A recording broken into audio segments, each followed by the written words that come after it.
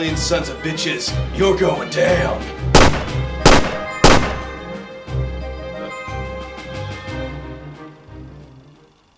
Ah, crap.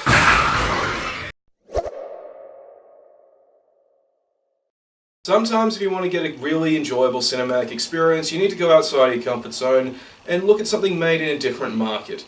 If you really look into the foreign market for films, you can find some stuff that's really good and absolutely superior to what Hollywood puts out. I remember when I checked out a French film called The Horde. Man, that was one of the best zombie films I've ever seen.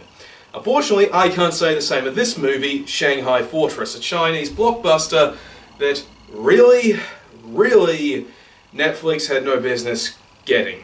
Taking place in the near future, humanity has prospered thanks to a revolutionary new form of energy called Zhengtang. Unfortunately, it's also attracted an alien spaceship called Mothership Delta that is now destroying all of our cities to get at our energy source. But only one city remains that's a tried and true source of free energy for everyone and a bona fide fortress, Shanghai, which now needs to be protected by a young ragtag group of ace drone pilots who are all that stand in the way between Shanghai's destruction and the destruction of humanity.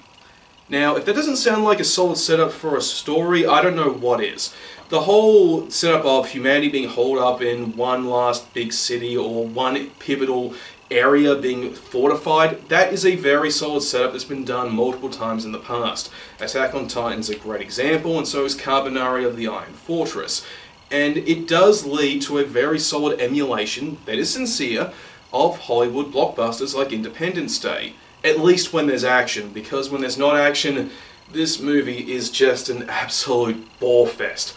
Big reason for this is because, in spite of being a sci-fi action film, it spends an insane amount of time on the romance instead. I know this is a trope from American cinema, but it's not even there it's done to this extent. This movie at times feels more like, well, a chick flick, to be honest, with how much emphasis is on the romance between the protagonist and his love interest, Lin Lan. Something that's made all the more irritable by how slow it is. Scenes just go on and on and on until you just wish you were dead.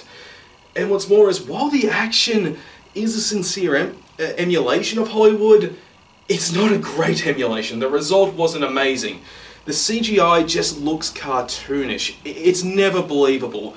I mean, visually it does look realistic, but nothing ever really looks entirely right. You can't really believe that anything's really there. So the result is you just feel like you're watching a low-budget live-action cartoon instead. And perhaps even the worst problem of all is that nothing in the movie is gripping.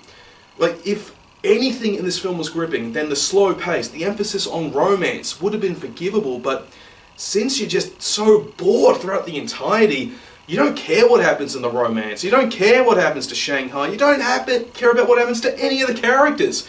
All you end up caring about is when the movie is going to be over.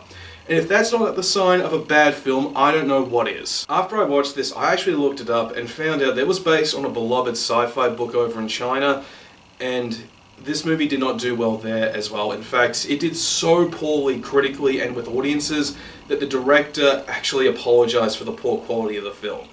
And that's an apology that is well deserved. If you see this on Netflix, just give it a pass. Don't bother giving it a look.